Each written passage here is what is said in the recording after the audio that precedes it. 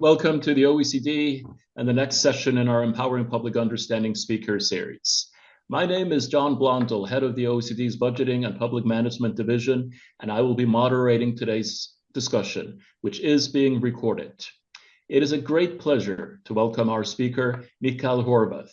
Michal brings a unique perspective shaped by his experience at the Slovak Council for Budget Responsibility, his tenure as Minister of Finance, and his current role at the Slovak Central Bank.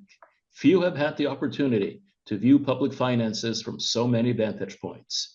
Today, Michal will share what he has learned over the years about clearly communicating key messages on public finances, an issue that is central to building understanding among citizens of today's fiscal challenges and the trade-offs associated with different actions to address them.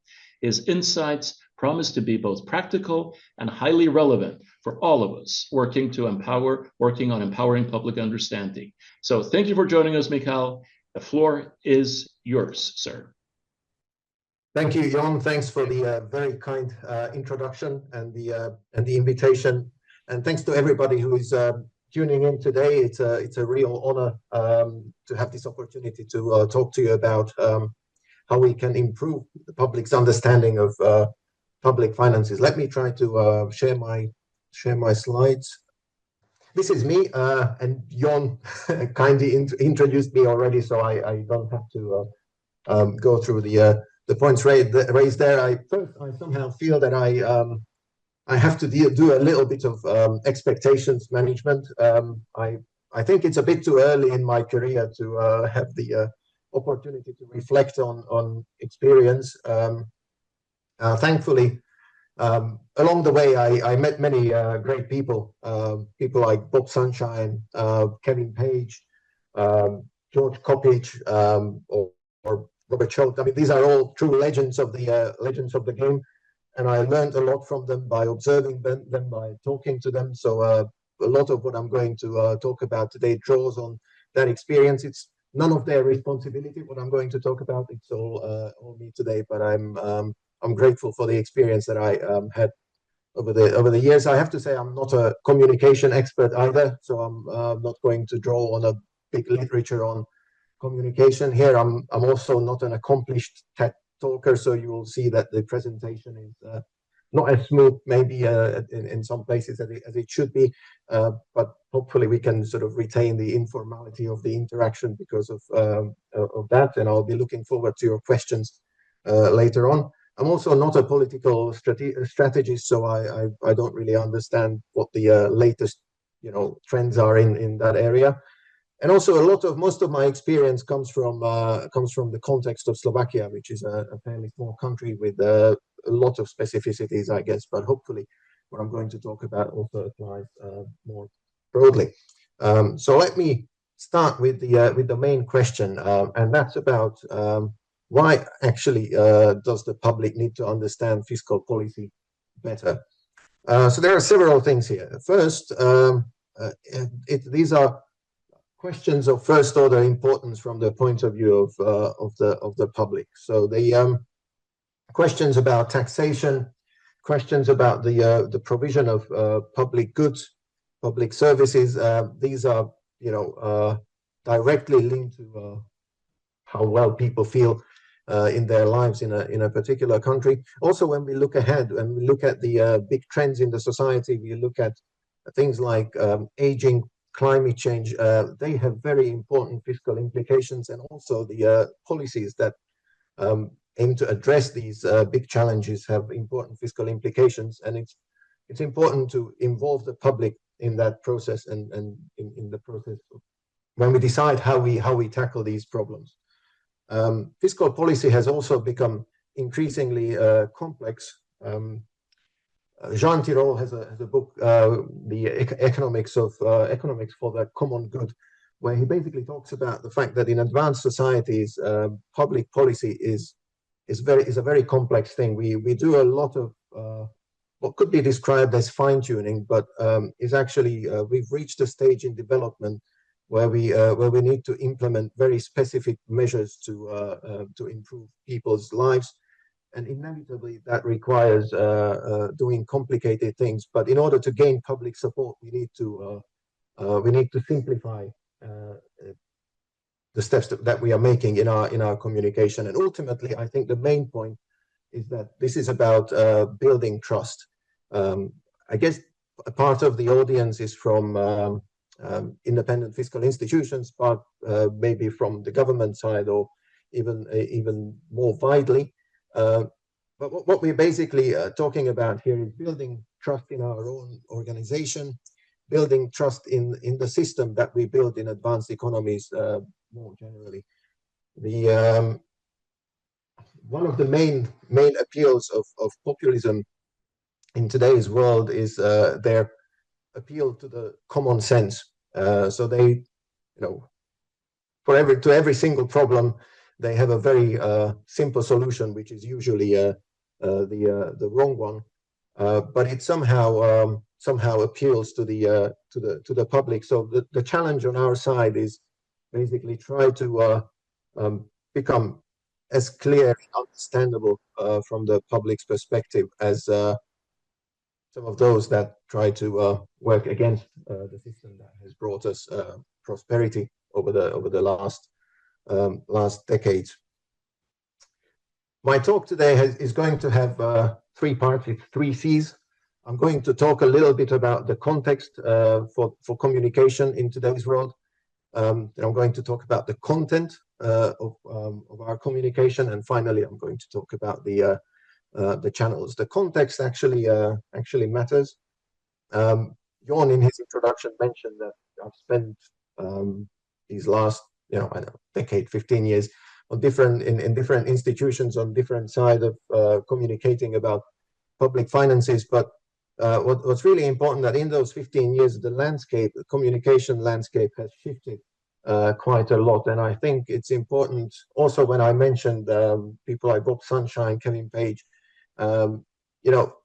it's important to reflect how much of what we used to talk about back then is still relevant in today's context, or how we need to modify our thinking so that it's better aligned with the times that we live in.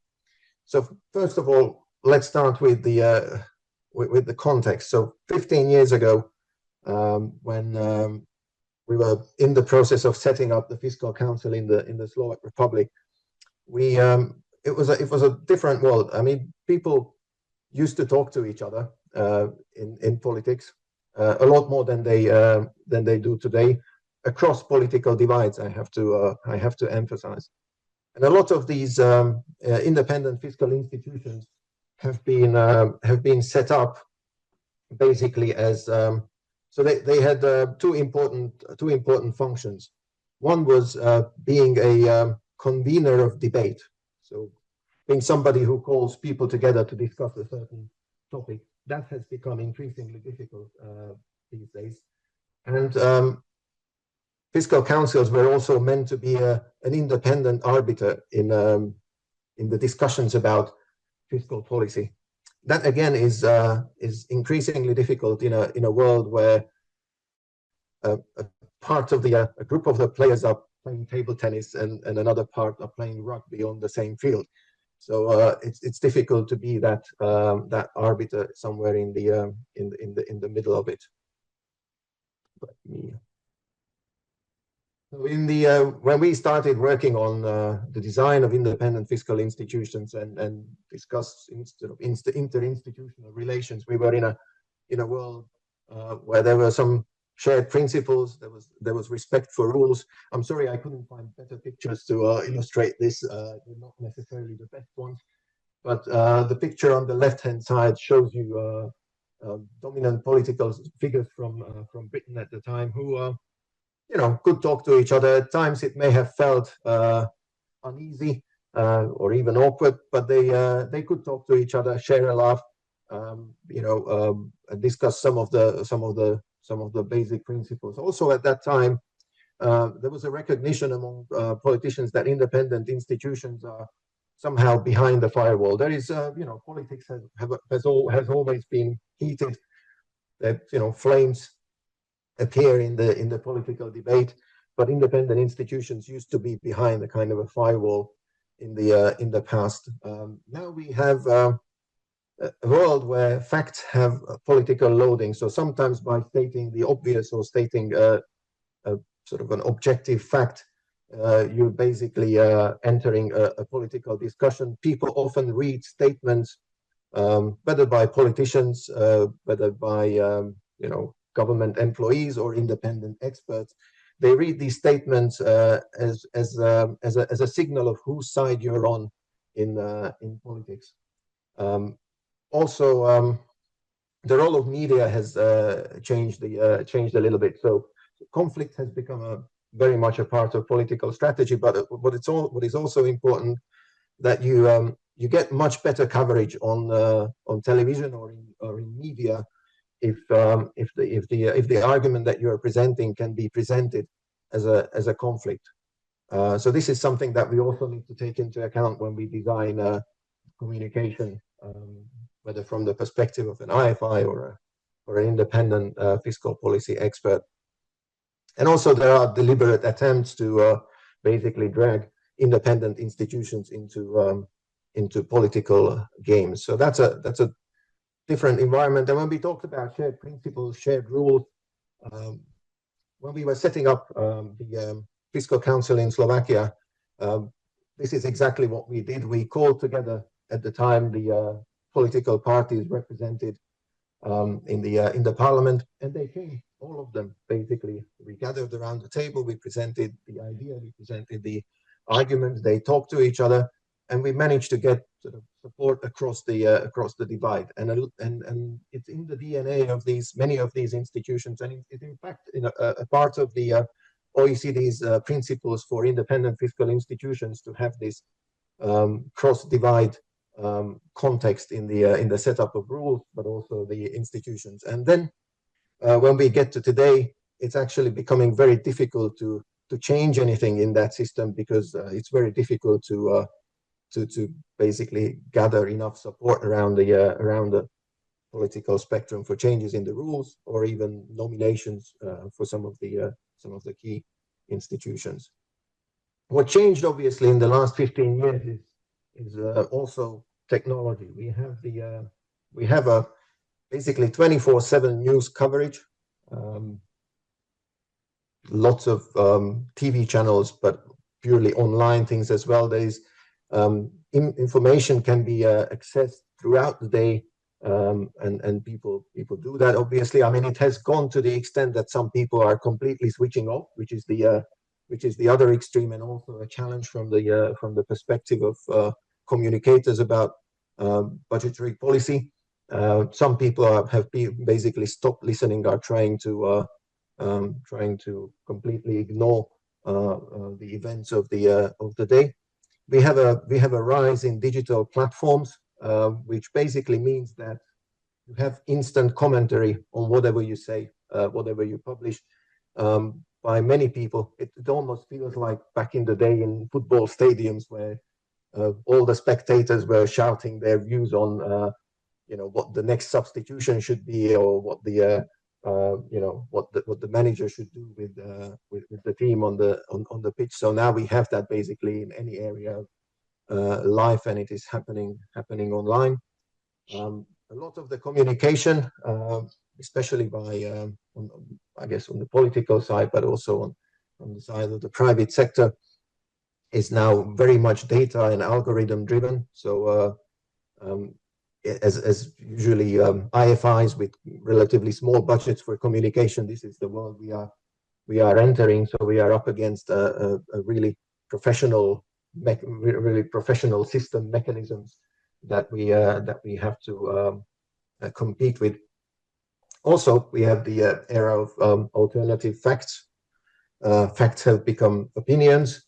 And there is also quite a lot of emotional framing. So sometimes when you're trying to present an argument based on some analysis or models, or as we do economists, very often it gets sort of eaten up by an emotion that gets generated without necessarily weighing weighing the weight of different arguments. I have an example here, which may surprise some of the people maybe who are listening from Slovakia, but recently we've had, as a part of our fiscal consolidation efforts, we had a discussion about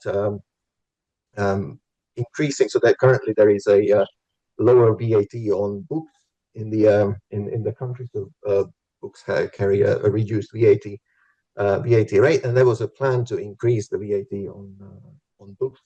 And the argument was, the way it was presented, that look, books are mostly read by the well-off, and so it's a fairly inefficient way of supporting sort of readership or literature, culture in the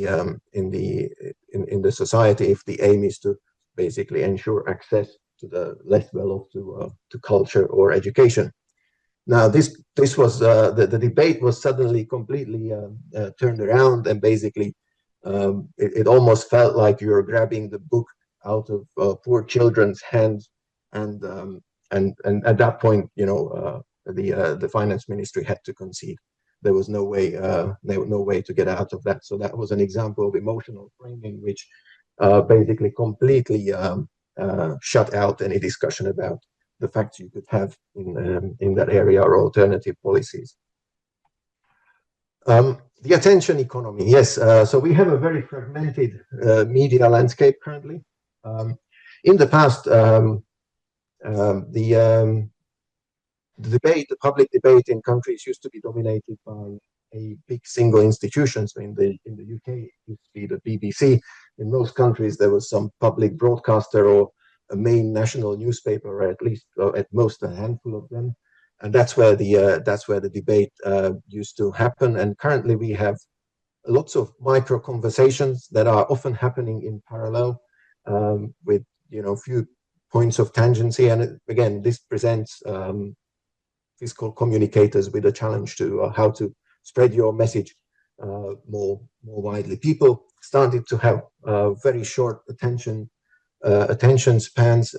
People basically don't read anything longer, and here longer does not mean our 70-page report. Longer means 2 pages of text. So they're basically happy with headlines and maybe a short summary, what you could squeeze into a post or a tweet, and that gives them, they think, enough to form opinion. So this is again an aspect of the environment that we are in. The picture there, by the way, is me being on a morning show on television, where I'm there in the background, sort of blurred a little bit, talking about how uncertainty is holding the economy back, how it impacts private consumption in the economy.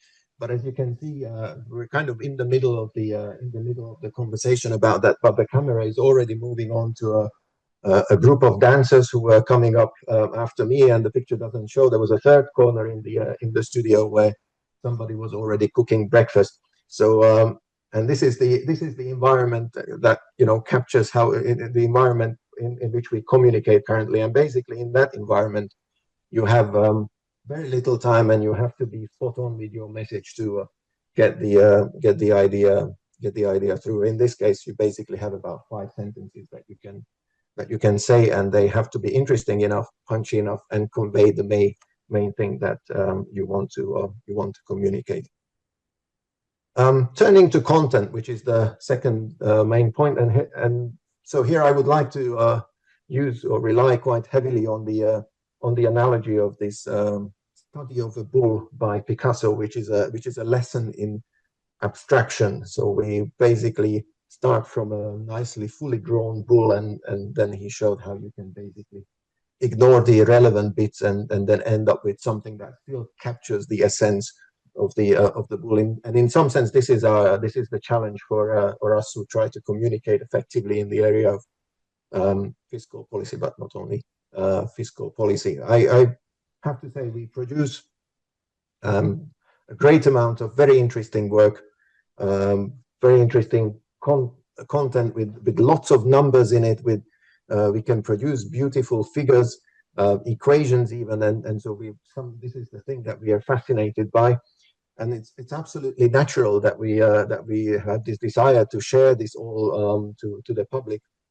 But obviously there are constraints there, and the main constraint is the absorption capacity on the other side. So this is something that we have to live with, and we have to consider in our work. And the way to deal with this situation is, and here I'm switching to partly what we are currently doing at the National Bank, which is my current employer.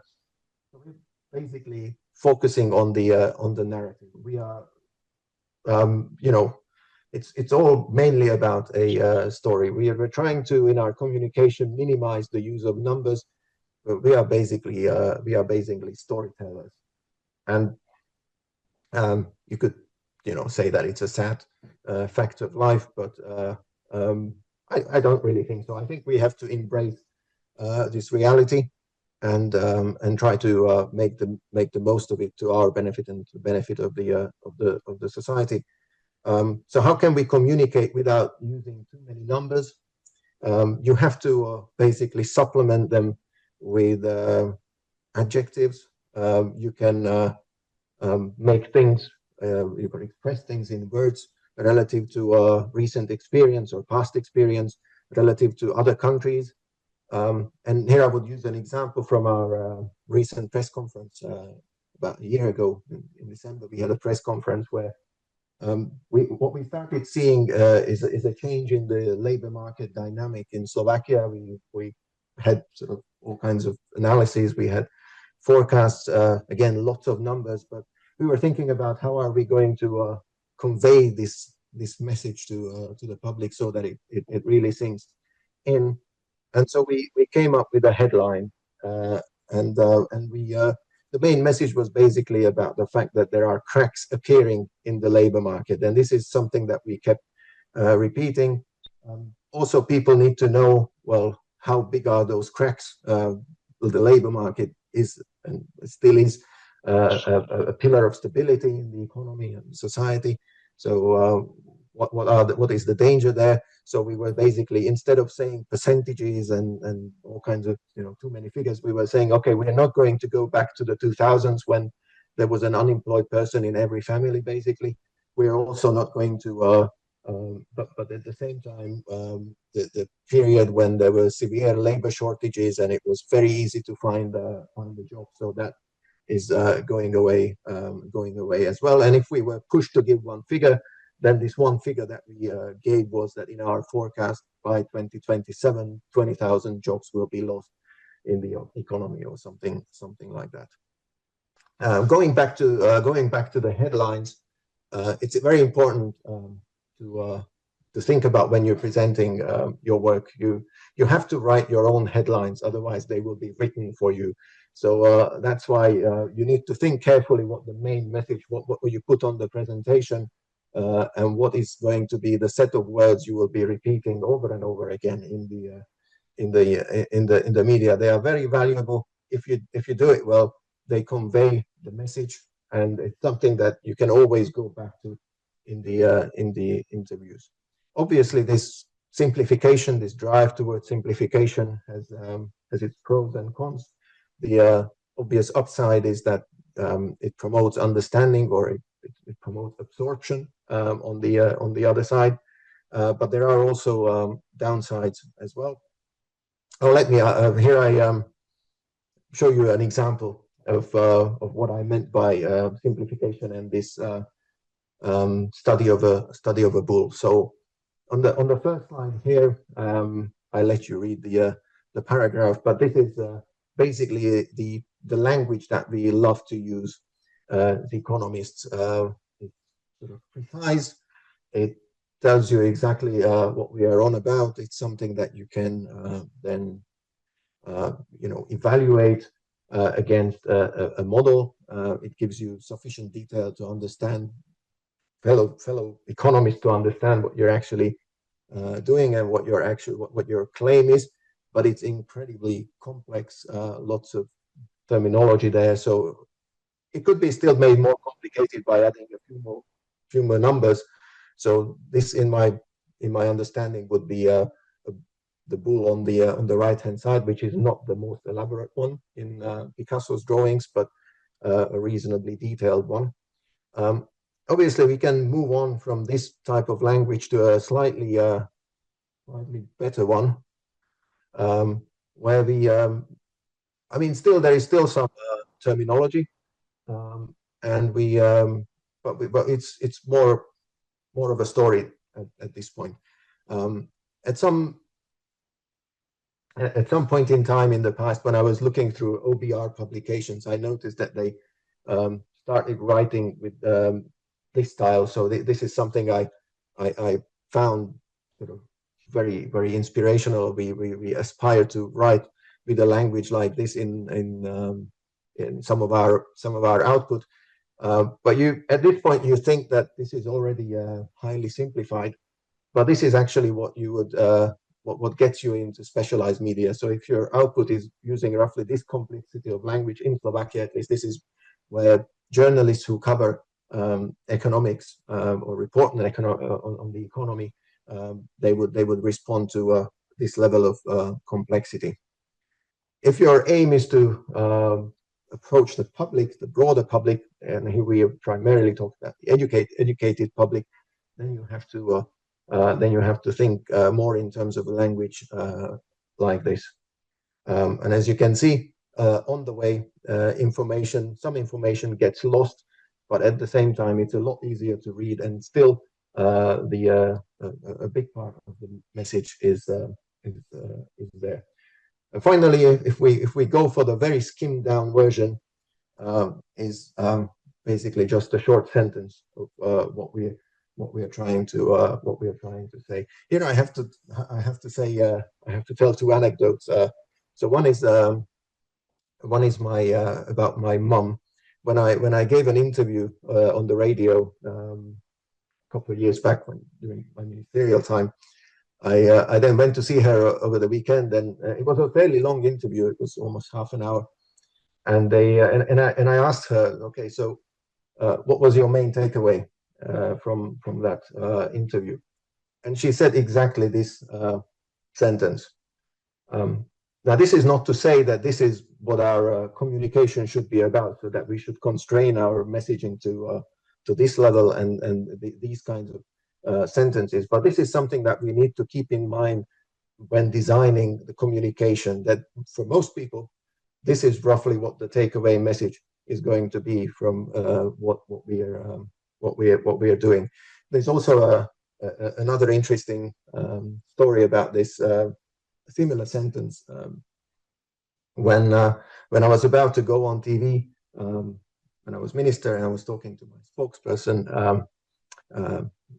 very good colleague. I enjoyed working with her, and so we were trying to. So she gave me roughly what kind of questions might appear, and my answers were way too complicated. As I said it in the introduction, I'm not a communication expert, and then she kept saying, like, okay, but what are you really trying to say? And she kept repeating that question about 4 or 5 times. And at the end, I was getting more and more frustrated and angry. And at the end of the day, at the end of that conversation, I said something along these lines. And then she basically said, well, just say it then. And so this is how this simplification happened in practice. And we ended up with a very simple core message that we then stuck to in that interview, but also later. Also, it's not only about words, but it's also about figures. So in our report, this is the kind of beautiful thing that we like to produce. This shows, I mean, the amount of information this picture conveys is mind-boggling, and we, it cuts out pages of text in our reports, but it's very difficult for others. You have the level of debt to GDP ratio there. You have the change in the debt to GDP ratio over different years decomposed into individual components. You have the horizontal lines. There are the limits of the debt rate in the Slovak system, and on top of that, on the right hand side, you have the cumulative change of all of that summed up over 3 years. Wonderful picture, but I think it's only ourselves who can basically read it so quickly, and it doesn't promote understanding. So what we try to go with simpler pictures to our press conference. So this is a press conference from this is a picture from the press conference in September.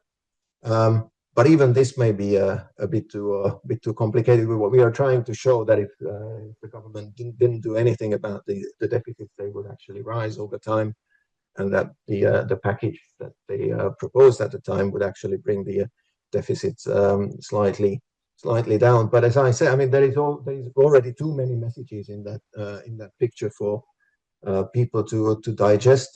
So ideally, we would probably go with something like this. Even at a press conference, which basically just says, shows you, I mean, this shows you several things, that the deficits are slightly coming down, maybe not too much. They're still far away from zero, and there is still a job to be done. But basically, there is only you can only go as far as you know, this far, maybe, that you use pictures and figures.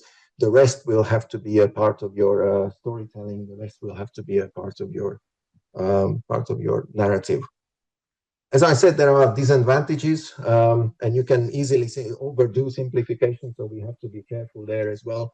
Part of the message gets lost in the process, and you really have to think about which parts of the message you think the public can live without, and which is the core of the message that you want to get across. It's actually a very good exercise for yourself as well. I can tell from experience. There are, in the process of simplification, inaccuracies happen, and obviously, I mean, this is always about the reputation, and reputation matters. Whether you're a policy maker or whether you're an oversight body, especially fiscal councils, central banks, they tend to be. I mean, reputation is a key asset, right? So you don't want to risk that. But at the same time, you have to find the right balance. But I think we should not be all these downsides should not be a reason for being overly. They're very cautious. There is always a balance to be found. Ultimately, I think you're judged on whether you get the main parts of the narrative right. Surely there will be papers written on your forecast errors, and there are fact checkers out there who are going to check every single thing that you say. But ultimately, in public, you're judged based on whether you got the main messages. Right, and in a way, even these fact checkers and people who will start sort of digging into your words, I think that can be turned around and serve a good purpose. We should not be afraid of discussion with people. These discussions with people who are checking our models, our words, our output. Can serve to amplify the message, and if or when we decide to sort of become a part of that discussion, so get back and defend our messaging, as a part of that communication, we should always confirm the main narrative that we have. I have a couple of slides on what we should be doing and what we should not be doing as communicators if we are after efficiency or effectiveness. So the first thing among the do's is repeat. I always had the sense, and then I was taught to forget about it, that I always have to produce something new, something that will be interesting, something that we didn't say before. But it's not necessarily the case. Part of effective communication, it's completely fine to repeat things, and it's completely fine also to always go back to basics. So if you have a message that is a cornerstone of your narrative, you should not be afraid of repeating it over and over again, even in the same medium. Something I was taught when I was minister, that if I get a question that goes at some level of detail in our recent communication, it's completely fine, even advisable, to always go back to the basic message before answering the question at hand. For example, if the question was about what I think about the future of real estate taxation, it's completely fine to begin with basically saying Slovakia is an overly indebted economy and we have to do something about it. And because of that, we need to rethink our policy on real estate taxation. Because otherwise, you will be judged only on the answer, and the context will not be there. And sometimes the context is more important than the actual detail that you're asked about. Also, there's a thing about flooding the zone. You may recognize those words. It was said by somebody else, and it continues with an expletive. But flooding the zone in our case means if we have a message, then we should basically be out there and communicate this message everywhere. Luckily, currently I work for an institution which has the number of people and the breadth of talent that we can do it. It might be more difficult to implement in smaller institution, or it requires a lot from a very few individuals. But what we're basically trying to do is, if we have a message, if we want to communicate something, we're basically, for a few days at least, we are everywhere in all of the media, trying to get the message out there, and then it also gets picked up. And I think you should not worry about other people starting to use the same words. For example, as a result of repeating and flooding the zone, very often commentators, other people will basically start repeating your words. This is basically job well done. This is basically what you wanted to what you wanted to achieve. Also, one thing I learned mainly by going to more of these sort of popular television channels and talking to some of the more popular newspapers and so on, it's always good to talk in terms of real life impacts. Work out what your message means in terms of the weekly grocery shopping of a family, things like that. So that's what people really respond to. On the other side, we have what you should not do, and that's basically either exaggerate or cry wolf. So in the fiscal area, we have a couple of words which are, I think, should be used with extreme caution, and that's bankruptcy or default. So that's the B and the D words. So you don't want to, I mean, you really use these words only when the situation is dire. We should also avoid becoming talking heads on TV. So commenting on every single thing in the economy or fiscal policy. This is not our job.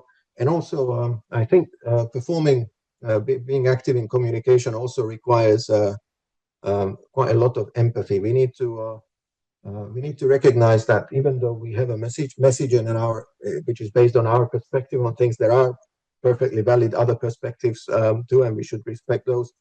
We should also think about other actors' motivation in the game when talking about fiscal policy. In independent technocratic bodies have a great advantage that they can basically, in principle, say whatever they think whenever they want. They can speak freely at any time. But in the public sphere, this is not so simple in general. So even well-meaning politicians face completely different constraints from those in independent fiscal institutions. And there is always the right time and the right place for a message. So this is something that we should think about as well. I have a few do's and don'ts specifically for IFIs, given that I come from that community. And the question there is basically to what extent this old advice from the old days is valid in this environment that I talked about, in the environment of greater polarization with the technological advances and so on. And my general message would be, but then I'm often labeled as orthodox in interpretation of institutional relations, that if in doubt, if there are some borderline cases, it's probably better to err on the side of caution in these heated times. That's true for keeping to the mandate. There are borderline issues there, and if we have to make a choice, we have to be careful. I mean, entering or sort of testing the boundaries of where politics begins carries a huge risk these days that you get dragged into political discussions, and there the risk is not actually that you be an object of slurs and campaign in the media or something. It's that people will stop listening to you. So ultimately, that's what we try to prevent here. Also, it's good to speak at regular intervals rather than completely randomly. That gives you a lot of freedom and a lot of predictability in the eyes of the other actors in the game. At the central bank, we have 4 big occasions for forecasts per year where we try to communicate on the economy, not only our forecast, but basically other messages as well. And then we usually stay more silent or tone down the messaging in between, or concentrate on some of the minor issues in the economy. Also for IFIs, and this is what we learned very early on with lots of conversations with Bob Sunshine, George Kopich, that you have to be extremely careful appearing on the side of politicians, or even mentioning politicians in your communication. You don't want to get into confrontation, and at the same time, you don't want to appear to be supporting politicians. And the danger is enormous if you go on a debate with politicians. Also, you don't want to surprise them. You want to be predictable. And the final, I think, interesting question here, also with regards to the discussions I hear that are still going on within the OECD IFI circle, is where to draw the line between being an advocate and being an activist in the area of fiscal policy or long-term sustainability. Again, there is probably a fine line between the two, but I would tend to think about advocacy as sort of long-term strategic speaking up about a set of issues that we think are important, whereas being an activist is more like producing sort of visible effort in within a short period of time, generating a sense of urgency. And probably I would, again, being a bit more orthodox, I would stick to advocacy and being less of an out there activist. The danger that you will be dragged into political games is much higher in that case. Finally, I have one slide on the channels, and the picture there is again me on the morning show in the television. The reason why I highlight this is that this is going to be different in different countries, but in Slovakia, still, even in today's time, your main goal, if you want to communicate any message, no matter what message that is to be on the morning show at 6:15 in the morning, when people are getting ready to they've just woken up, switched on the television, and are getting ready for the day. So that's where you want to be on television, and you will have approximately 3, 4, 5 minutes to tell what you want to say. So how do you get there? Obviously, at the center of our output are still our reports. This is something that we produce at the bank as well. It's the economic and monetary developments. I have to say that we've streamlined the publication quite a bit now. Now it's down to around so it contains our view on the economy and the forecast, and it's now down to around 30 pages. In the day of AI and all that, I think these publications increasingly lost their sort of record keeping function. There is a lot that you can just publish as table, and these algorithms will read it and will even produce text, so you don't have to write a lot of what we used to call elevator economics. Something went up, something went down. It will be done by algorithms from now on. So in that publication, obviously we provide a lot of detail, but again, the focus is already on the narrative. And then we have a range of outputs that basically goes with it, and it's called layered communication. There are different layers for different audiences. So we produce, for example, questions and answers, FAQs, for that publication in very simple language, roughly corresponding to one of the middle example paragraphs that I showed you earlier. And this is something that usually gets the attention of news media, and they, when asked about an interview, so sometimes we basically write even the questions for them, so that makes their life easier and our life easier as well. For some of the boxes that we have in the report, we publish blogs, often even before the publication would come out. We obviously have a press conference.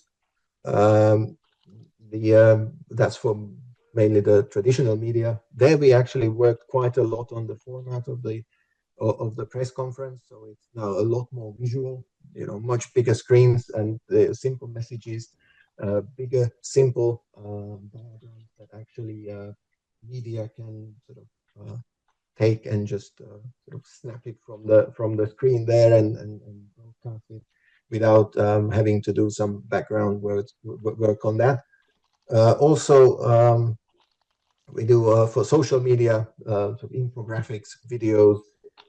We have a group of people within the bank who do coordinated posts on selected topics, so that we are there in the media where we need to be, and we use all this plethora of outputs that are built around basically the same analytical work to access some of the, or get in touch with some of the audiences directly, but also we use that as a gateway to the media. As I said before, we are in this attention economy. We are competing for attention with other outputs, and so we use these different bits to get the attention of people who are going to then invite us on their program, and we can sort of amplify the message through that. We do quite a lot of direct stakeholder engagement as well. This is maybe somewhat specific to the central banking context. We talk a lot to the financial sector, the business sector less, but in the past we used to have direct engagement with people or representatives of the wider civil society as well. Again, looking for people who can basically take our message and then spread it in their communities. And in this regard, in preparation for this talk, we had a discussion about influencers and their potential role in helping us getting the messages out, or finfluencers operating in the area of finances. I have to say that there we have been a little bit cautious at the bank, and it's mainly because a lot of these finfluencers are at the same time trying to sell products. They're also, if they are only influencers, they often have a more or less hidden political agenda, or they are activists for a certain one or the other cause. So there we have to be very careful as an institution whether appearing on those shows which do have a big audience, but whether we have to be careful sort of not to associate ourselves with something that we would not be comfortable with afterwards. Thank you very much for your attention. Thank you very much, Michal.